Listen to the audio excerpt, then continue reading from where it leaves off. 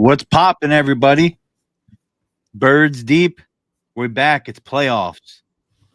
They made it. Not that we didn't know that was going to happen. Uh, you know, a lot of stuff played out last week. We weren't really going to dive into that game. It wasn't really all that consequential, as we talked about pre-show. So we were not going to bore you with the details of that preseason football game last week, because that's essentially what it was. And all it amounts to is preseason. Some elite neighbors eating, against some preseason competition. Not to take anything away from Malik, but we got a ton to talk about.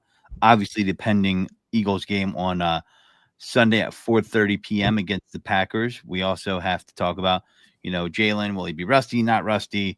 A bunch of stuff. How they're going to approach the game. Keys to winning. How far they go in the playoffs? Maybe one game at a time. But it's always fun to talk about that. Possible opponents down the road. So we got a lot on the plate, even though we really have a single thing to talk about, meaning the playoff game that's ahead of us. So, we could chime in on, how the season ended overall, what we think, and, what's going to be going forward. So, without further ado, I'm going to introduce my cohorts. I got right above me Mr. Cool McCain from Eagles Elite Podcast. Is that every Wednesday night? Is that on? Am I not mistaken? Every Wednesday night, 8:30 p.m. Gotcha. 8:30 p.m. And then I got above me the NFL Genius on Wire to Wire and a million other shows, but the flagship show for him is Wire to Wire, and that's on Wednesday nights as well. I believe it's for an hour and a half, and it comes on at 8 or is it 7? I don't know. I just catch it on the fly when I see the notifications because I'm subscribed, as you should be, for both of these gentlemen's shows. So 7 p.m. Eastern Standard Time, 2 hours. We always go over that 2-hour mark too. We just so much to talk about. Yeah, we guys are covering everything under the sun as far as sports. All sports. They even talk women's golf on there. I'm joking. I don't know. Do you guys do women's golf? No, not women's golf. We've done women's tennis. We've done the WNBA, obviously, women's soccer in the Olympics. We've done a lot of that, but never women's golf. Maybe someday. You never know. You never know. There's a new superstar celebrity that gets to go into that realm. Yeah, of course we'd cover it. For sure. So, gentlemen, no grades this week. The biggest thing on the docket is the playoff. I would say there was a little bit of trepidation if Jalen was going to play. I always thought he was going to play, but it's just kind of how things played out. And Jalen's healthy; he's going to play, right? We all agree. We all know that. Question is, do we feel like he's going to come in rusty because he hasn't played since the Washington game? Are you concerned with that? Do you think that's going to work itself out in practice? With this team's penchant to start off slow in the first quarter, is that even more of a concern? Cool. I feel like you're ready to spit something out here. So I'm going to go to you first. I mean, of course he's going to be rusty. He played, 5 snaps in 3 weeks? Of course he's going to be rusty. Hopefully they'll lean on the run game, and he'll be able to work things out. Hopefully the defense will be prepared and ready to go this week. We're definitely going to need them. I mean, I think anybody who would walk into this game and say, oh, he's not going to be rusty after essentially not playing for 3 weeks is just an unrealistic person in total. But I'm not concerned about it because we do have the running game, and he can move and run a little bit himself. And he's been able to watch film and stuff over these weeks. This was all Nick is smart and everybody else poppycock in my mind. I mean, I feel like everyone knew he was going to play. It's the playoffs. We needed him to win in the playoffs, right? People can say what they want about how he's played and whatever. He's the best quarterback on our roster, in my opinion, by far. We needed him to win. He's now back. He's officially back and ready to go, but not having live competition for 3 weeks and going into the most difficult part of the season should be a concern because that's just not intelligent coaching and intelligent game planning. But again, I feel like this team has to overcome the head coach in order to be successful. And this is another one of the bumbling moves that he makes that they're going to have to overcome. So the bumbling move you're talking about is Jalen Hurts not playing last week. Is that what you're saying? The bumbling move I'm saying is having him be on concussion protocol longer than necessary. I don't believe he needed to be on that long because he was already at step 5 through multiple reports before the game was over. Step 5 is essentially you need to get back on the field and practice, and then you can be cleared. So by them not doing that earlier and allowing him at least practice reps, I feel like we should have got him back. I mean, he could have went out there for 1 drive, 2 drives in the game. Anything just to get him back in, get him some throws in a game situation. I think we don't do those things. You overthink things, and you think you're smart. You're the smartest person in the room when you're really not. You end up shooting yourself in the foot, and I think Nick's done that. But again, I expect that because of who my head coach is. Just to clarify. I mean, I think the secondary concussion could be worse, and I it's definitely. I'd be willing to say this is in his first concussion. We know that, right? I don't know. I've been on the fence about that. Should they have done it early? Are they being cute with it? And I just feel like I think they wanted to make sure he was really back from this concussion. Because we all thought it wasn't as bad as it was. Well, no, I kind of halfway thought that when he got hit eventually, he definitely looked glassy-eyed and not all there right after he got up. And he knew what was going on. He wanted to go right back to the huddle. The ref was like, nah, that's not happening. Try to get back on the field. The independent neurologist, I believe, stopped him from going back on the field. I'm not sure if he stopped him. But correction, the NFL stopped him from going back on the field. New rules, thanks to Tua Tagovailoa. If you come out of the game and they confirm that you're being concussed, you can't go back into the game. Yeah. But he definitely looked glassy. A lot of people did think that it wasn't that big of a deal because he wanted to go play. But I mean, I don't think he's staying out these games if that concussion wasn't a bigger deal. So I don't know, man. I think the secondary concussion, as I read and I've heard, is always worse than, or the second concussion always worse than the first, especially if you didn't fully get back from the first one. Yeah, we disagreed. He had another serious concussion before then. I just think he was kept out again because Nick is smarter than everybody else in his mind. But what do you think there, Gene? What say you? I think he had a concussion in the first time they played Washington. I was at the game. I knew he had a concussion in that game. They didn't even check him. They didn't even put him in any he breezed right through protocol because it was the Thursday night Amazon Prime game. You're not going to tell me any different. I was there. I watched it. He was definitely loopy as hell when everything happened in that first Washington game in Philadelphia. This, in my opinion, was the second concussion. I think the NFL did the right thing by stepping in and putting him in concussion protocol because he had a concussion. One thing I like about this Philadelphia Eagles team as a whole is they have each other's backs during that. I remember earlier in the season when Slay had the concussion and, his teammates had him, pulled him out of the game. I believe Reed Blankenship had a concussion and his 2 teammates, Chauncey Gardner-Johnson and Cooper DeJean, stopped him from going back on the field and was like, yo, you need to get checked. That's a concussion. I love that. That's a family mentality. That's a family attitude. Now, as far as the protocol, I don't really care whether it was this week, last week, what day it was, what week it was. I knew he was fine. He was still getting his throws in. Even before he cleared protocol, he was still practicing. It's just different style practices. He's still throwing. Today, he completely cleared, full practice. From all reports around Lincoln Financial, he looked great. Do I think the Eagles are going to start slow? Well, I don't know. They played 17 games so far this season, and they started slow in 16 of them. So I don't think the concussion or rust or what it is going to have them start slow. I think they're going to start slow because they start slow. Now, the thing that actually benefits them is the team that they're going against, the Green Bay Packers, they also start very slow all year. They've been a slow starting team. You think about the game versus Minnesota the first time, they're down 28 points, almost came back and won. The game versus Detroit, they were losing the whole game, almost came back and won. This Green Bay Packers team constantly plays from behind. And I can remember one game in which they started strong all year, and that was versus San Francisco. I don't think they'll start strong, and I don't think that they'll start strong. I think the difference in this football game has a lot to do with quarters 2 through 4. I think quarter 1 is going to look like a dud.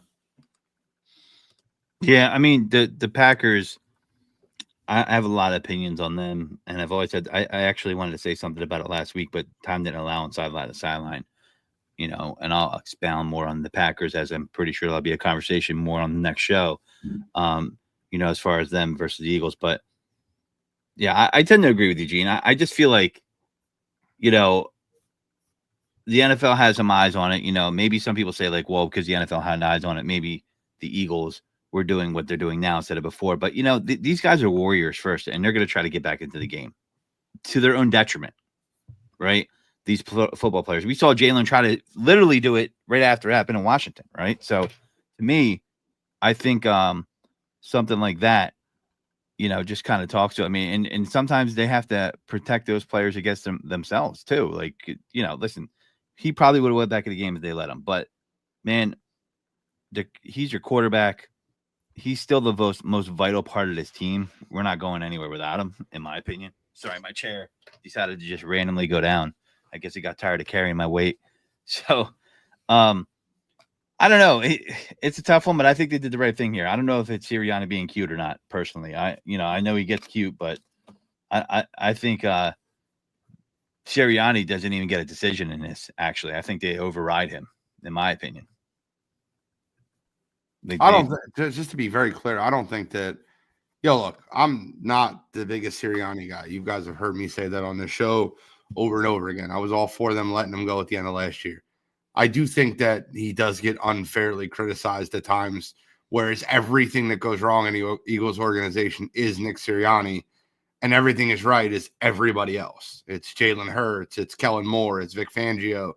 I'm not a fan of Nick, but I do think that he sometimes gets unfairly criticized based off of the fact that he's a weirdo. I mean, I don't know how else to put that. He's a weird dude. But for this specific thing, he did say in his press conference early on that he talked to offensive coordinator, general manager, got their input, as well as Mr. Lurie, and then he made the decision. That's what he said. So I'm going to take him as his word. If he's a liar, then he's a liar. But that's what he said. So I'm going to take him at his word. So that's why I'm saying I think he was being cute, because that's what he said. Well, if they're resting starters, he wasn't going to play Sunday anyway. So what does that matter? Yeah, he wasn't going to play. That's a whole different conversation. You don't. I'm saying, but if they're resting starters as a whole, it's a whole different conversation. You don't want to get into that. I don't want to get into that. I'll just say that he should have got some snaps early in the game, as well as the rest of the starters early in the game. Well, that's your opinion on rest or not. That's not your opinion on his protocol. He should have cleared protocol earlier. I believe he could have cleared protocol earlier, and they held him out because that's what Nick Sirianni wanted to do. You don't agree with me? That's fine. You're not going to change my mind, so we might as well move on. I know what I feel, what he said. I mean, I don't think it really matters, but all right. Yeah, it could matter depending on how we play this week and next week. It could matter. I mean, if they weren't going to play people, it wouldn't matter if he cleared protocol last week or this week. They didn't play people. That's the decision. You want to argue about that decision? That's fine. And I can hear that because there's a lot of people debating about that decision of whether they should play starters their first quarter or keep them loose. That's fine. But if they weren't going to play starters, which they didn't, it didn't matter. None of that mattered. For me, I want an all or nothing. If you're going to play him, I want Saquon to go after the record. If Saquon's not going after the record, what's the point of playing anybody at that point? That's, if they played him, I want Saquon going after the record. If they played him, they played him in the first quarter to keep him fresh. All right, cool. But, I need Saquon to get that record too. You know what I mean? Personally. But, yeah, I hear you. It will be inconsequential if they win, right? So the Packers are up next. And what threat do they pose to this Eagles defense offensively? I think the Eagles defense has the upper hand in this matchup. Personally, watching the Packers play a lot, they haven't done well against good teams across their whole schedule. They've come up short. And, let's dive into that, gentlemen, about how the Packers offense matches up against this defense, if you will. I mean, my opinion, I'll start off is I think Jordan Love is inconsistent at best. Their intermediate passing game is sloppy. They have a lot of talented receivers, but they don't really see, the intermittent passing game is kind of what the defense gives up a little bit, with the Fangio style defense. But, they're not going to give you the big play. You can get after the quarterback. He doesn't get sacked a lot. So, not having Christian Watson, although I think it takes away the deep threat, it's more of a field stretcher. I don't think he's going to play this week. Last time I checked, Josh Jacobs, great running back. But every time I watch one of these Packers games, it almost seems like they're protecting Jordan Love by running the ball first. And there's games where they've won into it and they ran the ball where they were going to have to pass the ball. For example, against the Lions, the way they match up right now, I think you're better off trying to pass against them than run the ball against them. And it seemed like they were run first right away. Maybe they're trying to control the clock, completely backfired on them. And, there's a bunch of games where I've seen that happen with the Packers this year. And it's great they're going through Josh Jacobs. I just don't think you're going to beat the Eagles with Josh Jacobs. You're going to have to pass the ball and move the ball on him because, no Jair Alexandra.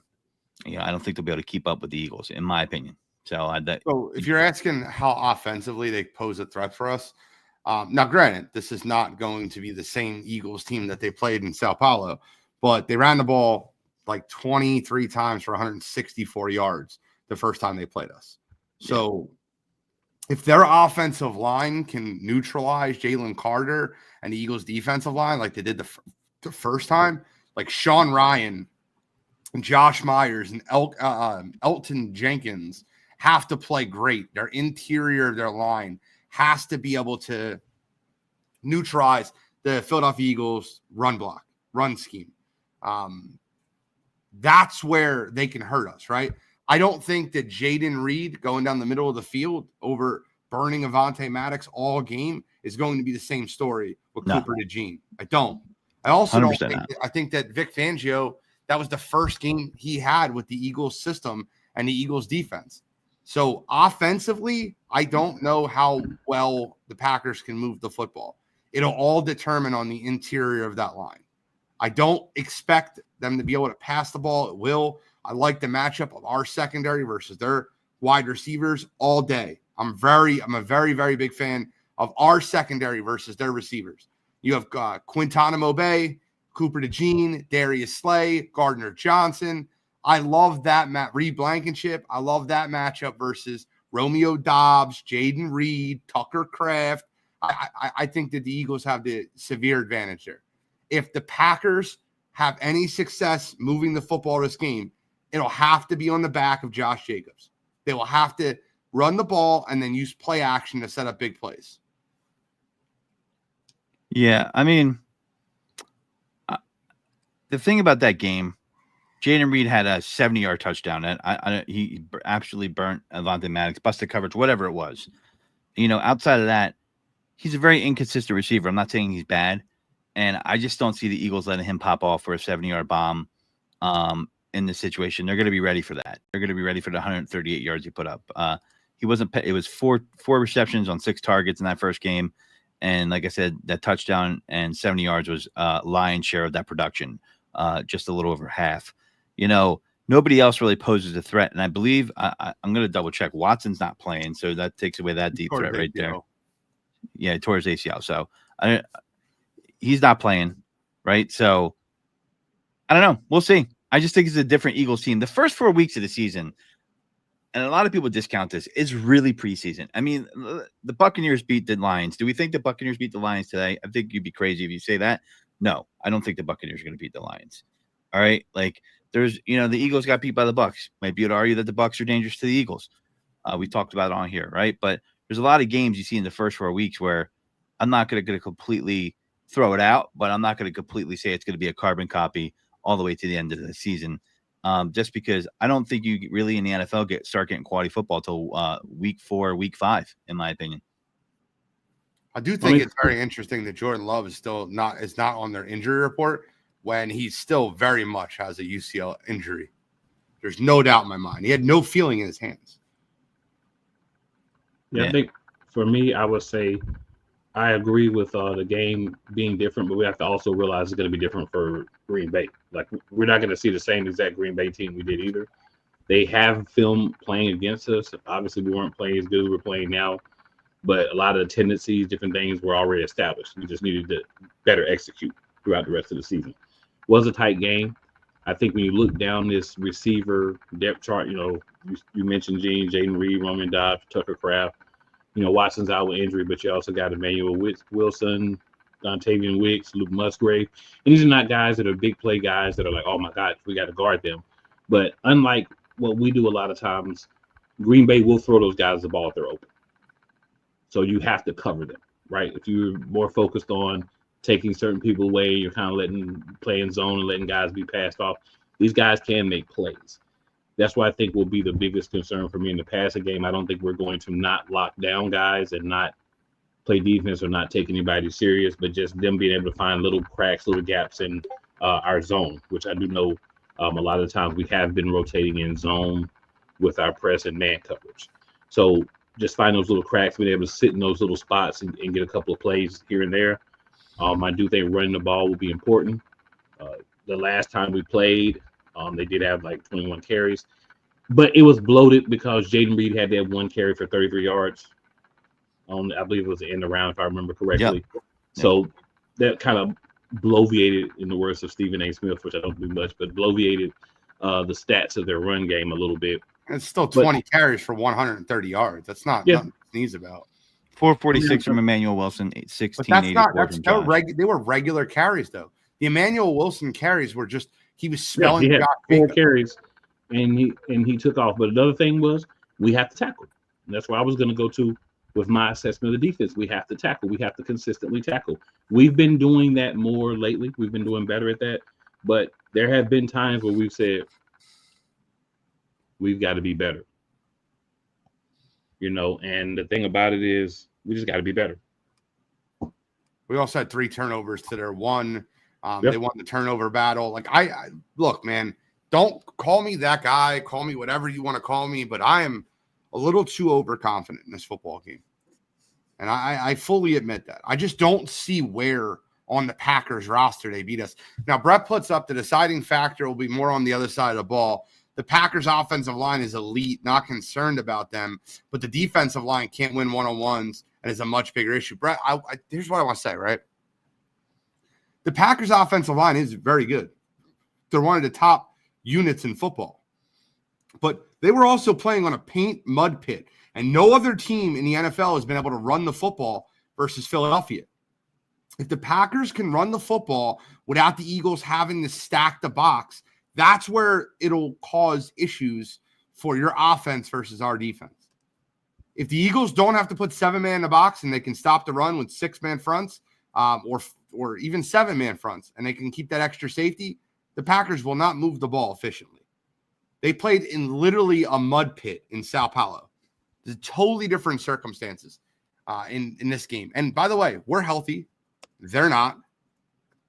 We're walking into this playoffs with every starter healthy. Every starter is here. Brandon Graham didn't start the season as the starter. He's the only one on IR that for the Eagles that was of note, that was of rotation. Nobody else is.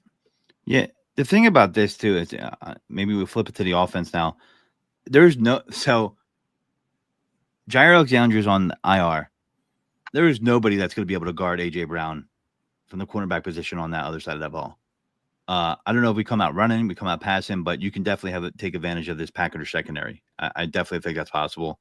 If they don't have the ability to win on one-on-ones, as Brett says, versus our offensive line, I'm with Gene. I don't want to say I'm overconfident, but I don't think they're coming on the road.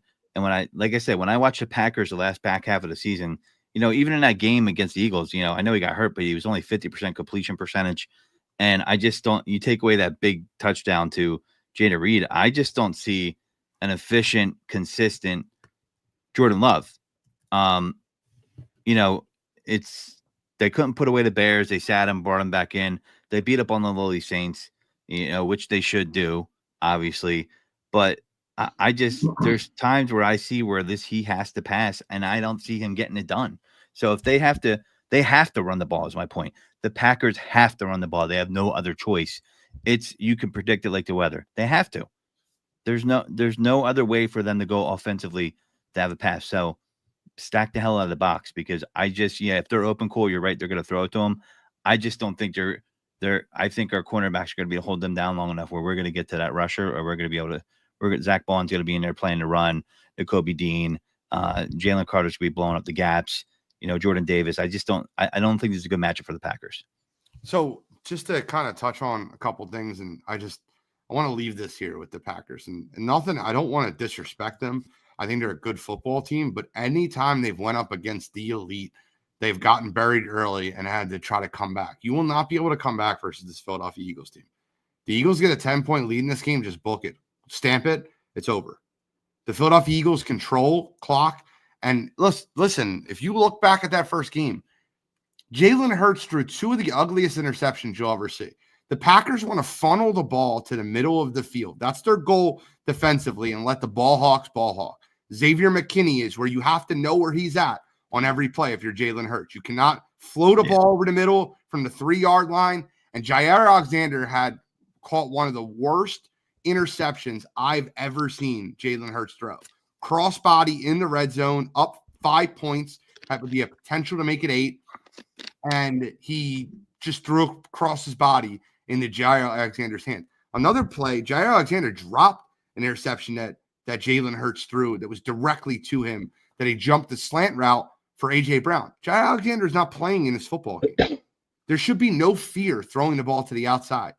I like the matchups with our wide receivers versus their corners all day, every day, and twice on Sunday. And if they can't get off blocks, then I think that Saquon Barkley is going to have a field day. Remember, in Sao Paulo, they had to change their cleats not once, but twice. They changed them in the second quarter or the middle of the first, and they changed them again at halftime. This is not Sao Paulo. This is Philadelphia. They know how to field. They know how the field plays. I love the Philadelphia Eagles matchup here. Love. Dallas Goedert comes back. That's a boost as well. Grant Cattell, he's been filling in pretty well, but he's coming off the IR. I just love the matchup across the board. And like I said, I've been watching a lot of Packers football, primetime games, things of that, fantasy football reasons. And, Jair Alexander not being there makes a big difference. McKinney's a great player, but he can't cover everybody by himself, and he's playing a different position. Corner, I don't think they're corner. Is there any, I see the PFF grade. I don't know, man. When you think of their secondary, who are you thinking of inside the cornerback position there, Gene and Cole? Anybody particular outside of Jair Alexander? I mean, first of all, let's not pretend this Packers defense isn't built properly. Like, they're built properly. They are. They have a very good coordinator. They've played good football all year. So let's not overwhelm that, right? Let's not just forget that. Their other safety, Javon Bullard, is an absolute beast too. And he hits like a night train. The guy is a very good safety. Their safeties are great. They're elite. So their defense is going to try to funnel the ball to the middle of the field and let their safeties play. That's what they're going to try to do. It's a very simple thing. As far as cornerbacks, no. I don't think Carrington Valentine is something that you need to write home about, right? I don't think Keyshawn Nixon is going to be a corner you have to worry about throwing at. But they have linebackers that are good in coverage. I think Isaiah McDuffie is a very good coverage linebacker. Quay Walker, very good attacking the hole. They're not bad. I just don't like the matchup for Green Bay. Yeah. Do you think A.J. Brown is a maintenance situation? Like, that's what they're saying. It's something they knew about. They're not overly concerned. No. A.J. Brown's been missing practices and stuff all season.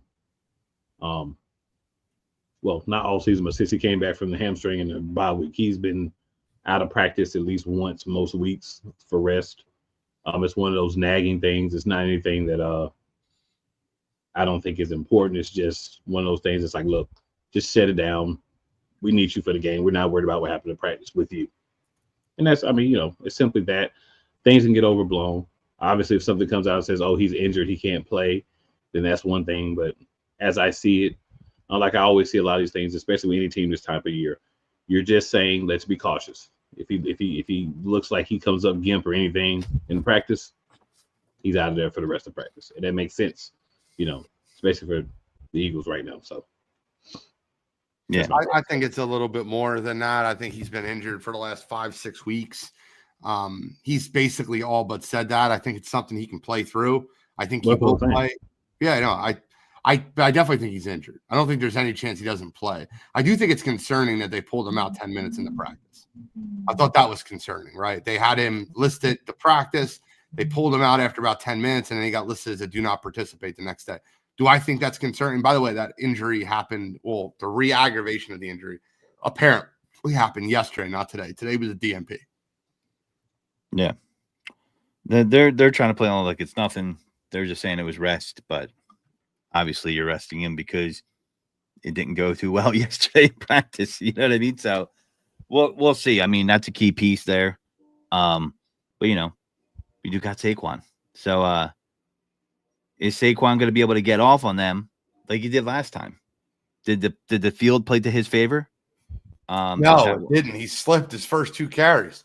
I actually don't think Saquon had that great of a day. If you take away the 30-yard reception that he had, I don't think he had that great of a day. It was one of his lower games.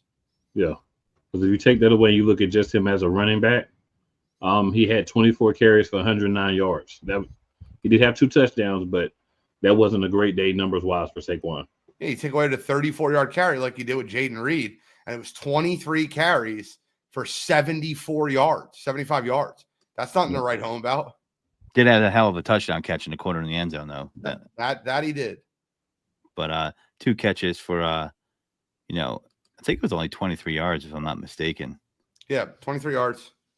And a touchdown. But they're healthy. They're rested, right? So I want to see them grow great. And I think the Eagles are similar in a way where they're different. They're built differently, but they've got off to a slow start and they've won a lot of games. Obviously, I think the Packers have get off to a slow start, and that's when they get in trouble as a team because having the ability to kind of turn it around.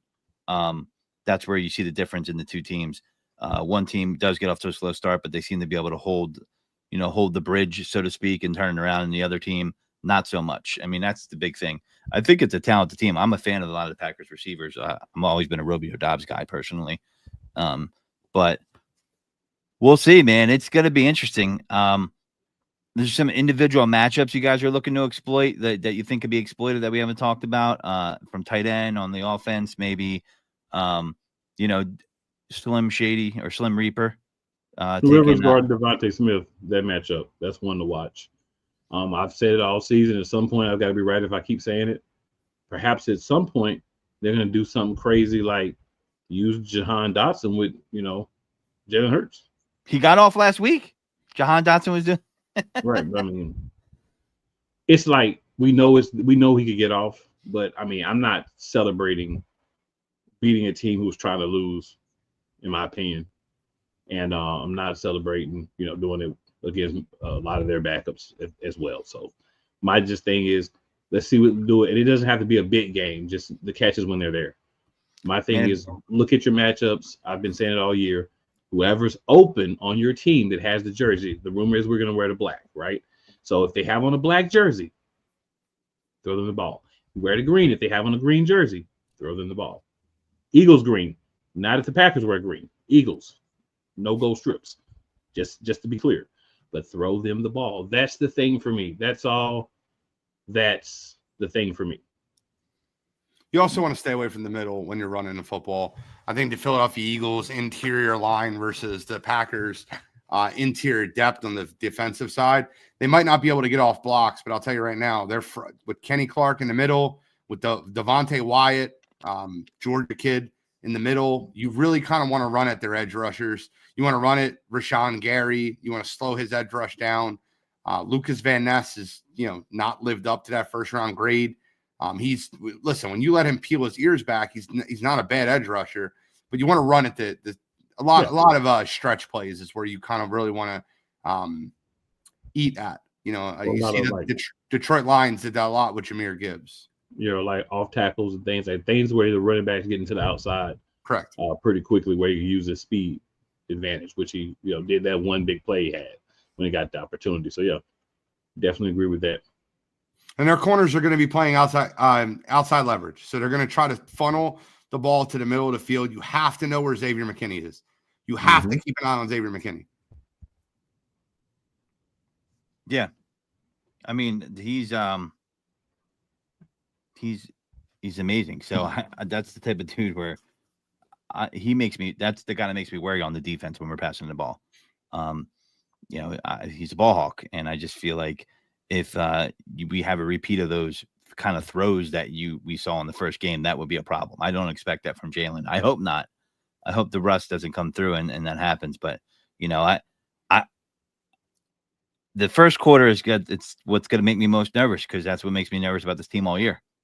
So, I mean, it's not going to change because of the playoffs, right? Hopefully it does.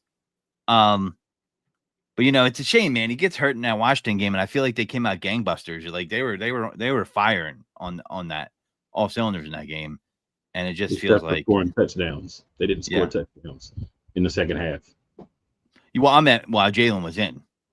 Oh, while Jalen was in, and then once he got hurt, it kind of was like, you know what I mean? Because they even got the passing touchdown was after Hurts got hurt. So the only one that they had was the running one, right? Or was that after he got hurt too? Well, no, he got hurt so early.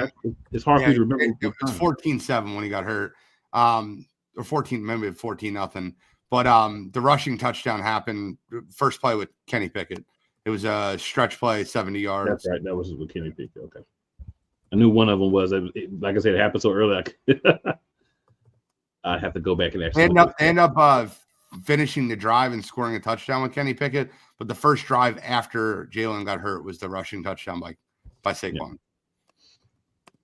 Yeah. I'm fired up about the football game. Sunday at 4:30 is exactly what I wanted.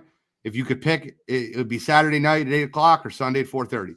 They're the two time slots I wanted. I'm happy there. I mean, dude, we'll talk about it in the next show, but man, the Minnesota Vikings playing the last game of the regular season, losing, then getting a Monday Night Football game on the road at LA across the country. Wow, that is, you want to talk about a rough draw? The Philadelphia Eagles got the best draw possible. They got the week off. They got a Sunday game. The Packers are coming in a little hobbled. For whatever reason, they played the game half-heartedly. Do we want to win? Do we not want to win? They lost the game versus the Bears. Jordan Love got hurt. Christian Watson's hurt. They're coming in banged up. The Philadelphia Eagles are healthy. We're better than we were at the beginning of the season. I don't think the Packers are better than they were at the beginning of the season. Just telling you how I've seen it. I think the Packers look like a team that you had way more confidence in going into the season than you do right now. So you got to keep your eyes on Jayden Reed. Jayden Reed needs to have safety coverage.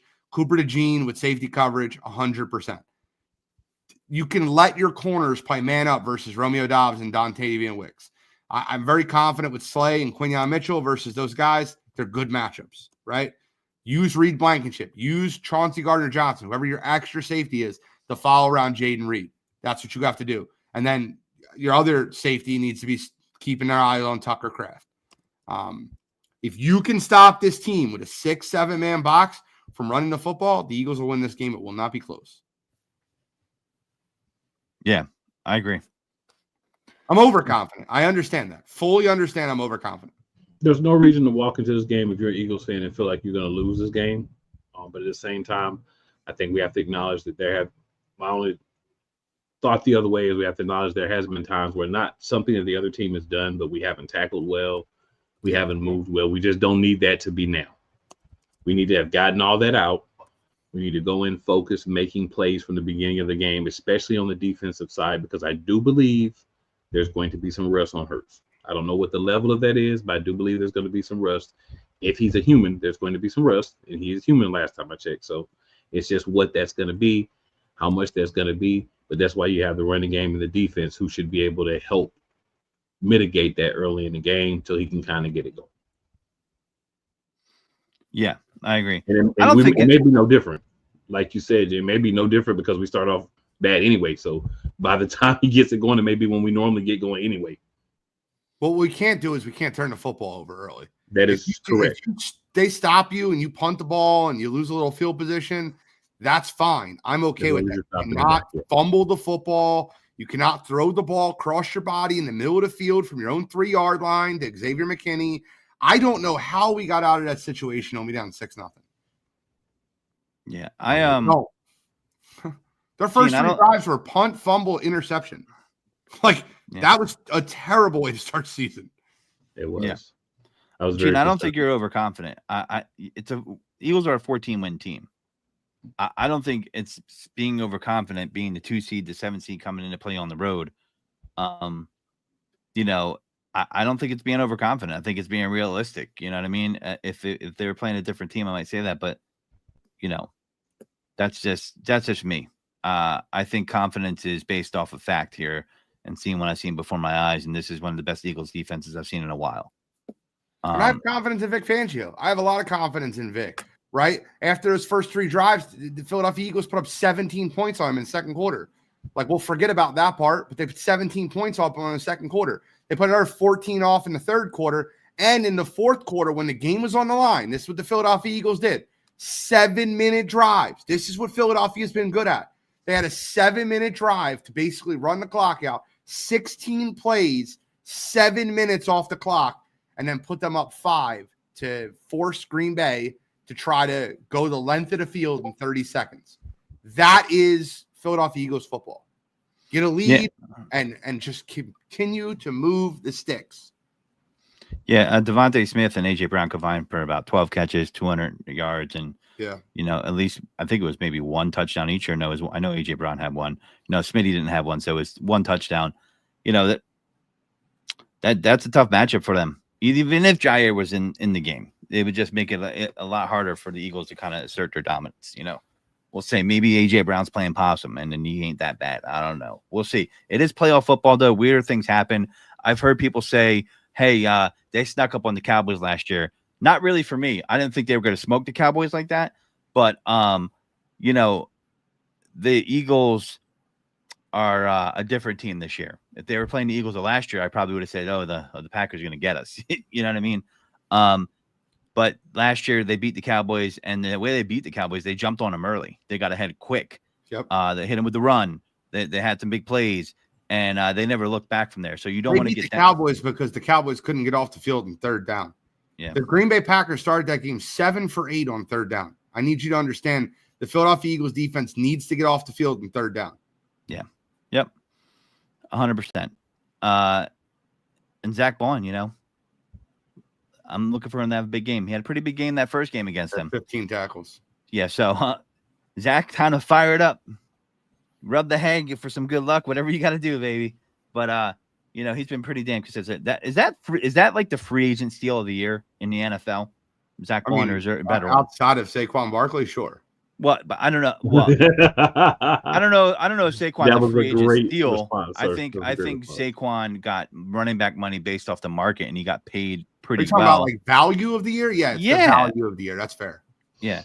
I mean, Saquon, I think teams might be looking at running backs a little bit differently after the season with him as far as investing in a running back in a team than they have been in the previous years as the market has been down on running backs. I think that narrative is starting to slowly change. And I think they're going to be like, wow, we have a good offensive line. Why don't we get a stud behind it and see what we can do? And, that's, even myself, I didn't know the Eagles were going to really go after Saquon. When I heard it, I was like, I'm down for it. Right. But, even if you look at fantasy football, right? Like no one was like, oh, Saquon's got to tear it up. He was probably, sometimes second round pick, late first round, if they're a big Saquon fan. But, I, as an Eagles fan, I should have been like, wow, behind this offensive line, this is Gators. Right. And, I didn't even really think that, but I mean, hell, it is a steal for sure. If you're looking at 2,000 yards and, all the production he's given you and, guys stayed relatively healthy, knock on wood. And, look at the Philadelphia team, they went 14-3. And I'm going to be very clear with you when I say this, right? They should be a 16-1 football team. They had 2 99% plays that were dropped that would have led to 2 extra wins. Of course, I feel confident in this football team. They had 17 games and only one I felt like they were decisively outplayed. And that one was without A.J. Brown, without Lane Johnson. I don't think Devontae Smith played that football game. I think they're missing the whole world. Now, to be fair, I'm scared to death of Tampa Bay. And I'll be very clear there. I don't want to play Tampa Bay.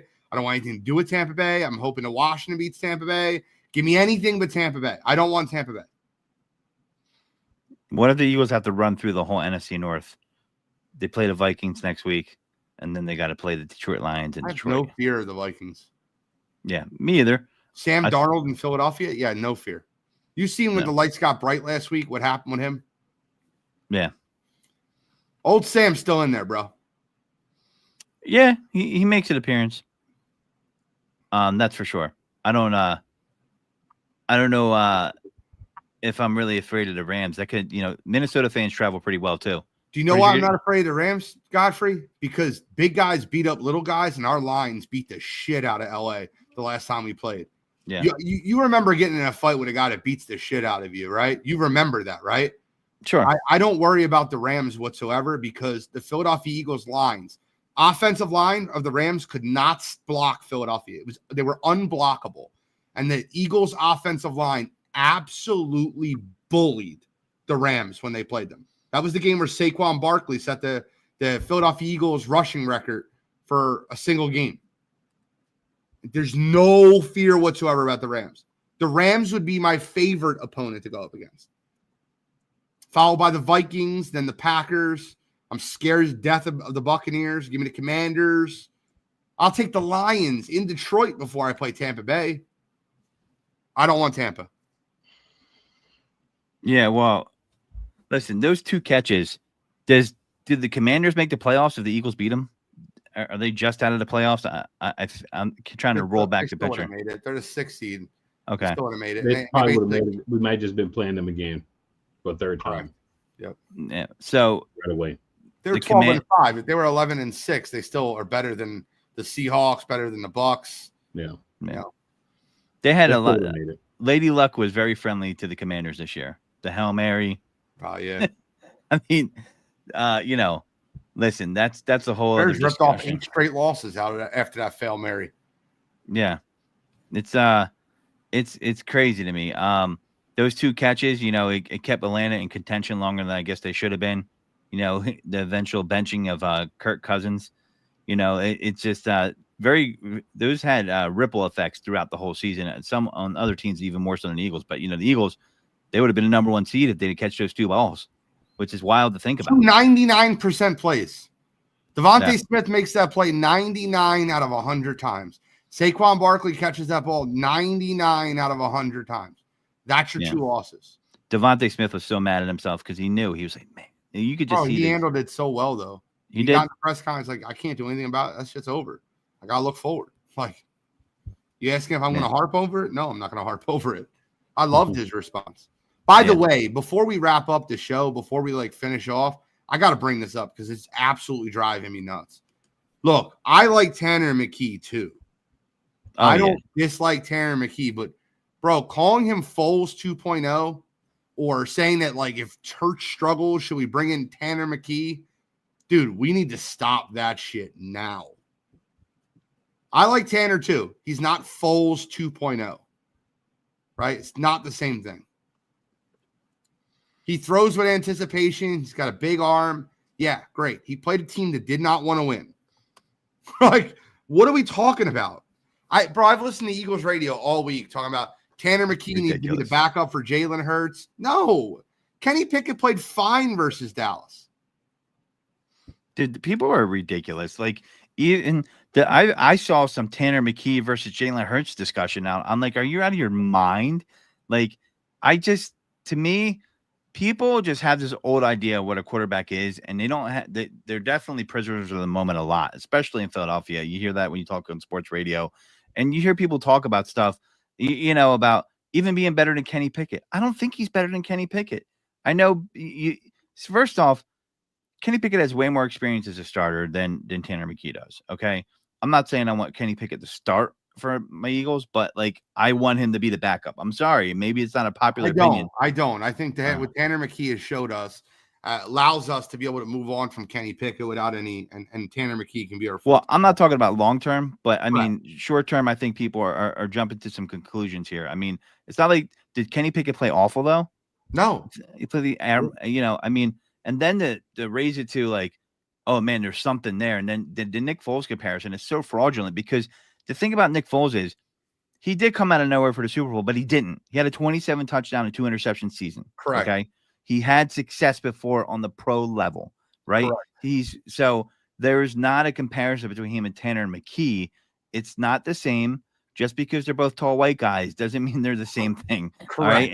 And that is just ridiculous. I mean, I don't even know. Tanner McKee might be faster than Nick Foles, and Nick Foles was a statue as far as running, but it's a great story. It's cool that the third string did, really well, but it's back in the day when the backup got hurt on the Eagles. What was Coy Detmer third string when he came in? I can't remember. Coy Detmer was the second string. You're talking Was it- about AJ Touchy Feely. Feely, yeah, AJ Feely came in after him, and then somehow people, I think, yeah, he got a second round pick from the Dolphins. We did. Andy Reid Second for round AJ pick. Feely, Correct. which is He highway went robbery. 4-1 in his last 5 games. Andy Reid was a used car Desperation, man, salesman. desperation. Yeah, Andy Reid was a used car salesman when he came to Remember who else trading we got quarterback. a second round pick for? Kevin Cobb. Kevin And Cobb. a player. 400 Don't- One on the DRC. And DRC came with that trade. Dominic Rodgers Cromartie. Marty. Yeah. And then even McNabb at his crescendo, I think they got a third round pick for him, right? Didn't they get some I third don't know round? what they got for McNabb, but I I remember Jeff Garcia coming in one season. Can't forget Yeah. that. This is for you, Philadelphia. After the Cowboys game, you remember that? Yeah. Oh, I mean, yeah, it's just, to me, man, the people love the backup quarterback in this town. I swear to God, and it's other Sometimes too football much. towns too, but way too much. Like, come what's on, your man. favorite wild card moment in Eagles history? That's a tough one. I think mine is. I wasn't even alive for this, Okay. but in 1978, we came back and beat the Washington Redskins. I think that's my favorite one. My favorite one, I'll never forget it, right? It was 1995. The Eagles played the Detroit Lions and Barry Sanders, and they had Herman Moore. I And remember the that Eagles game. had a 51-7 lead at one point in that game. They ended up winning the game. I think it was like 58-37, or Lions scored a bunch of touchdowns late, which is kind of crazy. But Fred Barnett, Calvin Williams, Rob Carpenter, Rodney Peete went nuts that game. That was the best game of his career, that's for sure. 100%. Yeah. What about the best game. double doink, Godfrey? I like the double doink. I got a couple. Was the 4th and 26 game a divisional game or a wild card game? Divisional game. All right, so then I'm gonna go. I believe the Jeff Garcia You're talking wild about the card one game? versus the Giants. versus the Giants. I love Yeah. to hate the Giants, and that was so sweet. And I believe that was the game where Shady took one to the house and made OCU Amira look stupid. I know he walked them off. It was a walk-off field Yeah, that. field goal by Akers. Yeah, I mean, listen, I loved that game because I like a good division wild card game when it happens, and that was classic to me. And that was one of my favorite games. So What was your least favorite one? I'll never forget this one. I mean, last year is still like I mean, last year was it was freaking awful. Like, I can't. I'll give you a worse one. Mhm. Eagles are headed into the postseason. They're playing the Seattle Seahawks. Second drive of the game. What was his name? Still plays in the league too. Nose dives into Carson Wentz back of the head and costs them. The Eagles lose the game 17-9. I forget who came in. He's the quarterback coach. McCown, I think his name, came in and he tore his hamstring, tried to run for the first down. Oh yeah, that was fucking awful. Josh McCown. Dude, if he had two legs, anybody could have scored that on that touchdown. He just was so. It was. You were like, oh tore my his God. hamstring. Almost anybody. I know. Almost anybody would have scored it with two healthy legs. That's how open that was. Damian Clowney was the guy that dove into Carson. Well, if we're talking about quarterbacks that can't run, let's not forget Daniel Jones getting tackled by the dirt against the Eagles when he had a touchdown. that was pretty funny. Yeah. Yeah. Definitely- There were so definitely many remember that one. Curb Your Enthusiasm song beds under that that was great. Yeah. Daniel Jones, man. Sucks to I be was that not guy. upset to see it happen. Well, hopefully next week we're talking about the Eagles divisional round, our favorite divisional game, and then Godfrey can bring up fourth down Freddie. I'd like to Yeah. thank my hands. For being so great. Yeah. Freddie Mitchell. Dude, I used to different, see bro. him out in Old City all the time back in the day at the club. FredEx. Like Freddie loved to party. Freddie was a partier. I saw him on the regular in Old City back in those days. The run into Freddie in Old City, especially at Blue Martini back in the day, was not unusual. Yeah, he also hung out at cheerleaders a ton. Yeah. I didn't Remember see he him got in there. trouble for that with the girl at cheerleaders. Him and who was the other the receiver? Was it Aguilar or was Aguilar? that got in trouble at cheerleaders. Oh, was he? Yeah, and I'll never forget that champagne room. I knew a couple girls that worked there. I got the whole load. All I can think about with skinny Aguilar is the fact that he never mind. Dropping babies. Yeah, dropping everything. Well, do you remember Yeah. the guy on the news? They're throwing the Mhm. babies out the window. We was catching them, unlike Aguilar. Unlike Nelson Aguilar. That was a sick burn. But Sick burn. any counterfeit greens you guys want to cover? We got to wrap up. And we kind of talked about it. The McKeeites, I want to call them the Tanner McKee, Mormon Missile prophecy pushers.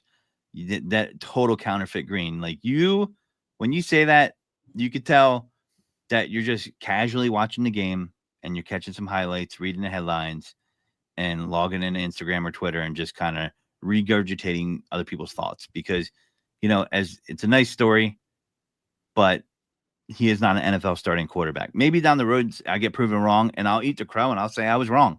Odds are he's not an NFL starting quarterback. Counterfeit green.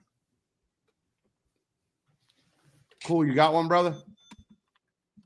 I'm gonna refrain today. I'm good.